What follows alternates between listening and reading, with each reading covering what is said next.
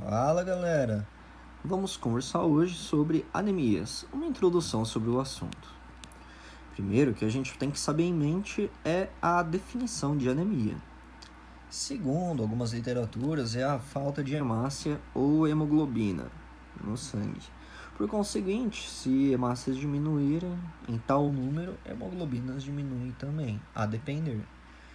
No entanto, segundo a Organização Mundial da Saúde, a diminuição do número de hemoglobina, caracterizado ou não pela carência de um ou mais fatores, ou nutrientes, ou etc e tal, como vocês gostariam de chamar.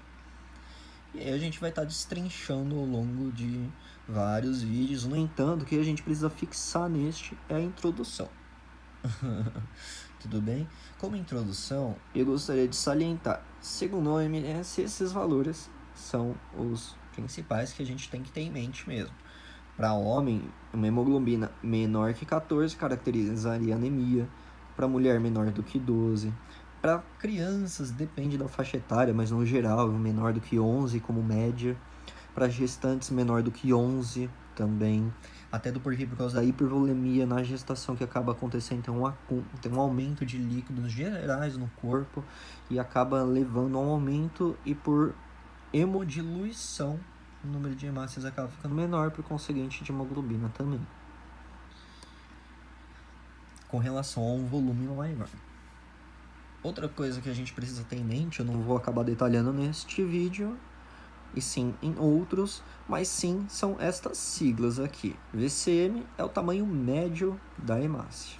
HCM é o peso médio de hemoglobina por hemácia. CHCM, concentração média de hemoglobina nas hemácias. RDW é a variação do tamanho delas, tanto para menos quanto para mais. Esses valores aqui. Dentre eles, existe esse valor de referência, né? Existe entre eles de 80 a 9,6 para o VCM, 28 a 32, HCM, CHCM, 32 a 36, de 11 a 14,5 o RDW. Então, caracterizou a anemia, de acordo com esses valores, vamos estar olhando esses valores de referência para caracterizar a anemia em si e buscar outras etiologias. Primeiramente, como base, a gente precisa ter isso como foco na cabeça.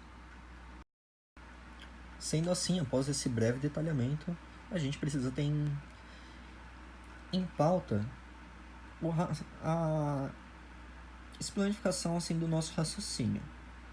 Como que se vai se dar a nossa propriedade. Então, primeiramente, a gente vai diagnosticar anemia. Identificou a anemia, vamos fazer então um diagnóstico sindrômico. O diagnóstico sindrômico do paciente é anemia. Aí o próximo passo é correlacionar todos os dados, que é da história, exame físico, entre outros, em conhecimentos da doença, se tiver ocorrendo alguma patologia no nosso paciente, para definir a patogênese ou o diagnóstico da doença, o diagnóstico nosológico. E depois a gente vai estabelecer o diagnóstico da causa dessa patogênese que levou à anemia, ou seja, um diagnóstico etiológico. Essa é a base do pensamento médico, né? Primeiro a gente começa pela síndrome, depois a gente identifica o que está causando essa síndrome, e depois a gente identifica a causa da causa que está causando a síndrome. É mais ou menos isso, mas é como se fosse uma escadinha. Sindrômico primeiro, nosológico, depois etiológico em terceiro.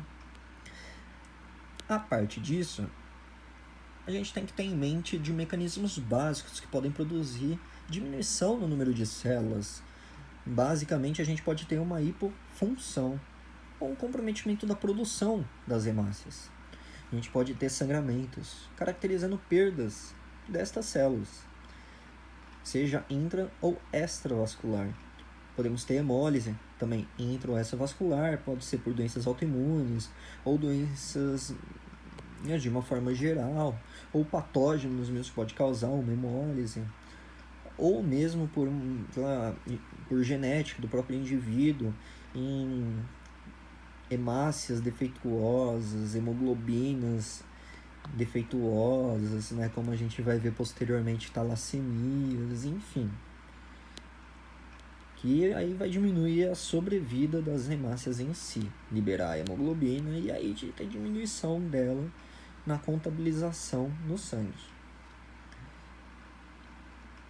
Podemos ter também um outro mecanismo básico, é o hiperesplenismo. Exatamente, o báson sacana, ele sequestra as hemácias. As hemácias vão acabar passando por ele. Um baço super grandão tem um roubo de volume enorme do corpo. É o que acaba sequestrando grande parte do volume e, por conseguinte, grande parte dos glóbulos vermelhos, levando a uma anemia secundária a uma esplenomegalia. Ou também uma hepatomegalia. Também pode ter sequestração hepática, exatamente por aumento de volume. E hemodiluição também pode ter, né? Que nem a gente falou antes, né? Na gestante é um tipo de paciente, né? que está automaticamente com aumento de volume, por conseguinte diminuição do número de células circulantes. E aí a gente vai diferenciar as anemias em 3 tipos. Em normocítica, normocrômica, um tipo, microcítica hipocrômica, segundo tipo, macrocítica hipercrômica, terceiro tipo. A gente vai acabar falando um pouquinho deles mais adiante. Pois então, vamos à descrição de cada um dos tipos citados acima. Como a ideia deste vídeo é principalmente uma introdução em anemias e depois em outros vídeos há um detalhamento maior sobre, vamos fazer então uma introdução. Numa anemia normocítica normocrômica, a gente verificou a anemia com hemoglobina baixa, de acordo com o nosso paciente, o subtipo dele. Verificamos os valores hematimétricos, aqueles lá que foram apresentados anteriormente, VCM, HCM, CHCM, RDW. O que a gente vai ver? Primeiramente, o volume corpuscular médio está aumentado ou diminuído? O peso médio de hemoglobina por hemácia está aumentado ou diminuído? Isso vai caracterizar para a gente se a hemácia está aumentada ou diminuída e se ela está com uma cromia aumentada ou diminuída, ou seja, se ela está bem corada ou pouco corada.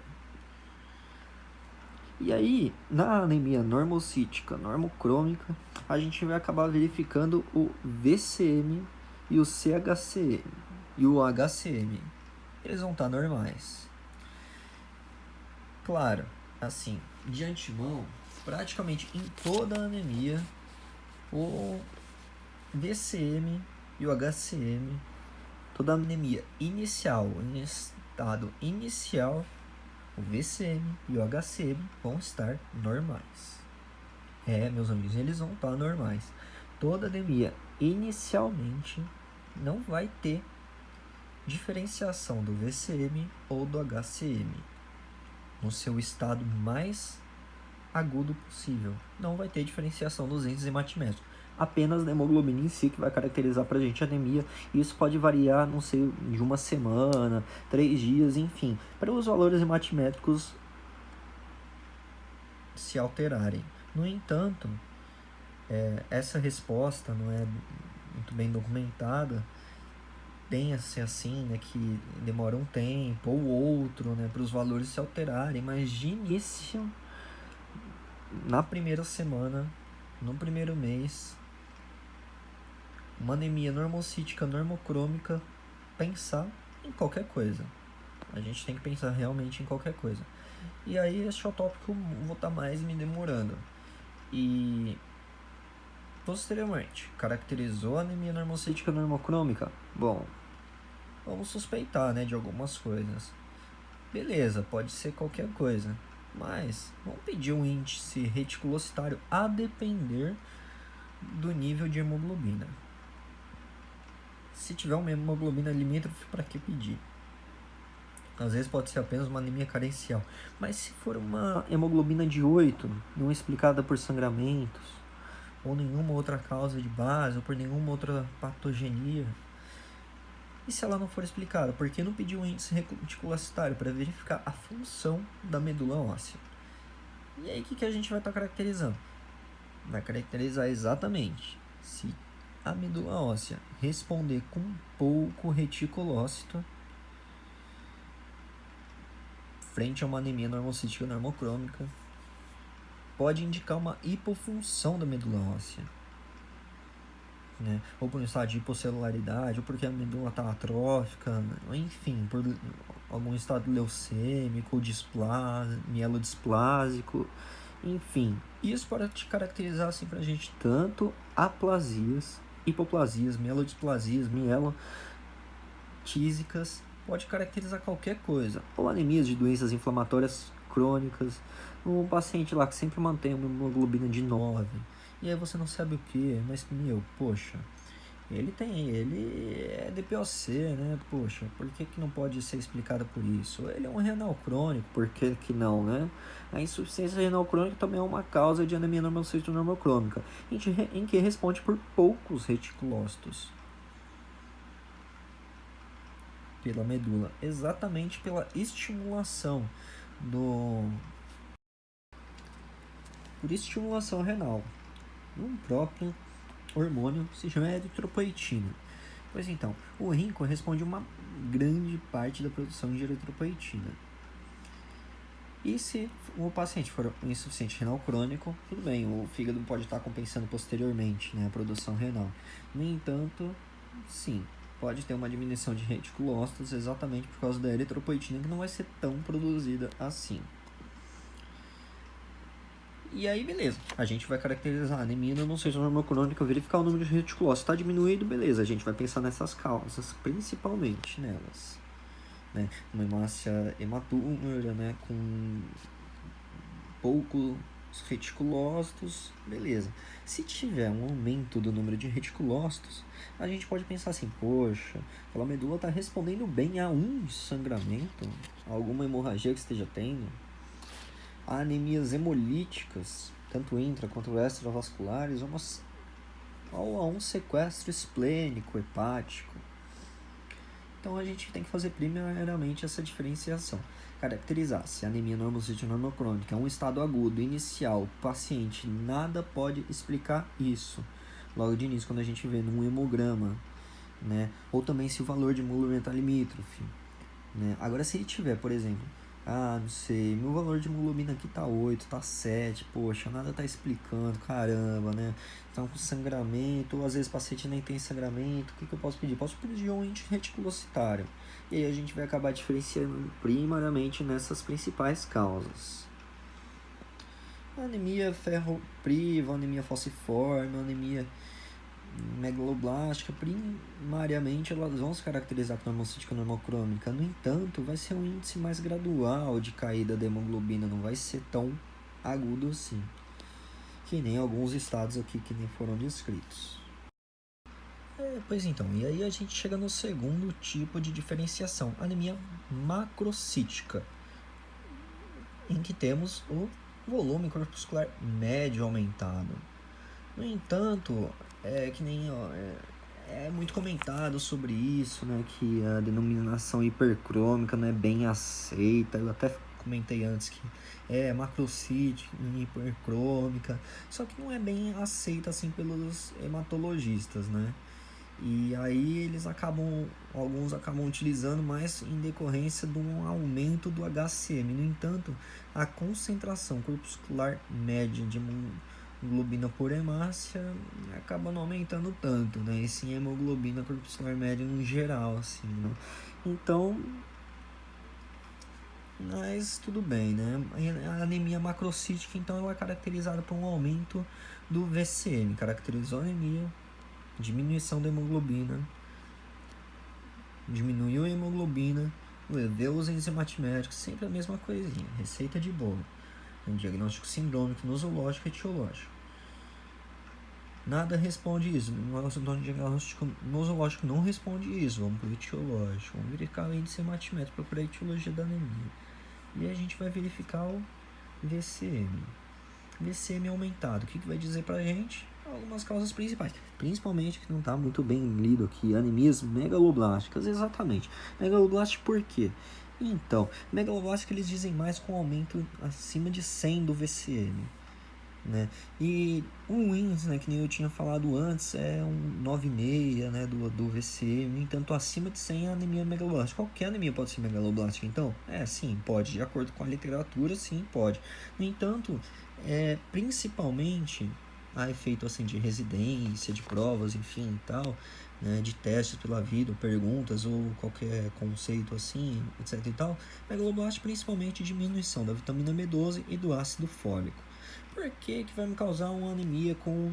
Nossa, poxa, tem uma diminuição da hemoglobina, tem um aumento da minha hemácia, por que que isso acontece? Então, a síntese de DNA ela não está bem feita, né? Tanto pelo folato ou quanto pela vitamina B12, né? E aí isso vai acabar causando. Né? Tem outras causas também de anemia megaloblásticas, né? Que nem o mieloma múltiplo, leucemia, ou uma mielofibrose, né? Da medula, né? Fibrose da medula, né? Enfim. E aí também tem uma síndrome, né? Que é a síndrome da displasia da celularidade mieloide. A gente vai caracterizar num vídeo subsequente, no entanto, principalmente anemia macrocítica, pensar nessas causas, principalmente, primeiramente, anemia megaloblástica, diminuição da vitamina B12, diminuição do ácido fólico, pensar nessas causas. Drogas e produtos químicos podem causar hepatopatias crônicas, principalmente por causa da esterificação do colesterol. O colesterol não é muito bem esterificado, é mal produzido, e aí vai acabar gerando uma hemácia com um volume maior, né? Com um colesterol não muito unido, mais separado, mesmo que tenha o mesmo número de colesteróis das outras hemácias, a hemácia lá ainda fica grandona. Vai entender. Mas é exatamente isso que é descrito na literatura. Ou uma acentuada reticulocitose.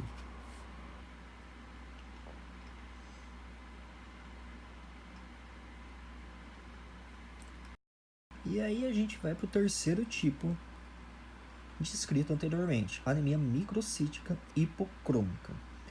Então, caracterizou a anemia, receita de bolo, diagnóstico de síndrome, nosológico, etiológico, valores hematimétricos, poxa, o VCM e o HCM estão baixos. A hemácia está pequena e também está pouco corada. O que está acontecendo? Então, sempre que a gente pensar nesse tipo de anemia, a gente vai pensar que ela é patognomônica de um defeito da produção de hemoglobina.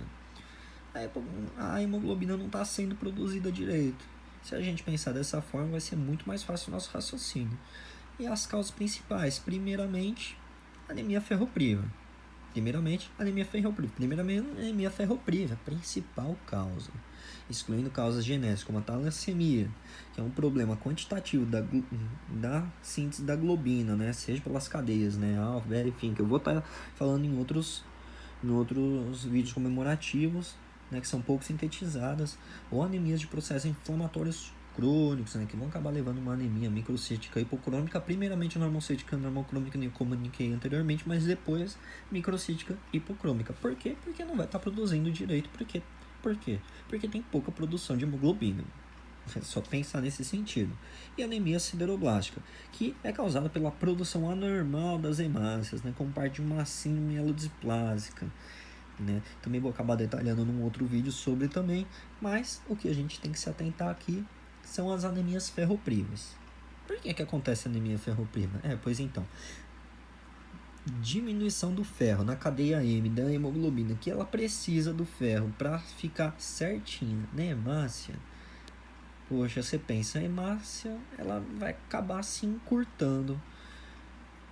Pode fazer dois pensamentos, que é o que realmente acontece. A hemácia vai acabar se encurtando e vai ficar pouco corada, por pouca hemoglobina mesmo. Ou a medula, ou o segundo pensamento, que também é o que acontece. A medula vai acabar respondendo a uma anemia microcítica hipocrômica por deficiência de ferro. Poxa, tá com pouco ferro no corpo. Vou mandar a hemácia pra caramba pra lá. Vou mandar a hemácia pra caramba. Só que não quer ela acaba mandando hemácia pra caramba. As hemácias são pequenas. E as hemácias tentam que nem doidas captar as hemoglobinas. Só que ela acaba captando pouco, porque tem pouco. E ela acaba ficando pouco corada. Ela não fica grande porque a medula respondeu a essa deficiência de ferro, mandando hemácia para suprir uma falta de ferro existente no organismo, tentar captar, seja porque está estocado no fígado, enfim, seja porque não está sendo consumido direito, ou porque não está sendo absorvido direito, a gente vai explorar detalhadamente, mas como esse vídeo é de introdução, é mais isso, entendeu? Anemia ferropriva, primeiramente, nossa principal suspeita é de uma anemia microcística hipocrômica. Pensou anemia microcística hipocrômica, é parto-ignorante do defeito de produção de hemoglobina. Afastou a anemia ferropriva, pensar em outras causas. A anemia de processos inflamatórios crônicos é uma segunda causa que poderia ser descrita aqui também, mas no paciente jovem, principalmente, pensar em talassemia. Também a anemia sideroblástica vai acabar ficando assim por conseguinte para um outro momento, mas um outro pensamento, mas primeiramente afastar essas causas. Tudo bem? Bom, qualquer dúvida, pessoal, só entrar em contato. Não sei se ficou um pouco confuso, mas qualquer dúvida, só entrar em contato. Vou ficar muito feliz em responder cada uma das dúvidas que vêm surgindo. E se quiser compartilhar com um amiguinho, compartilha. Se quiser ser egoísta também não compartilhar, não compartilha. Fica a critério de vocês. Se gostou da gente, se não gostou, não dá joinha nenhum. Fica e segue a vida. E é isso. Espero ter contribuído. Obrigado pela atenção e até mais.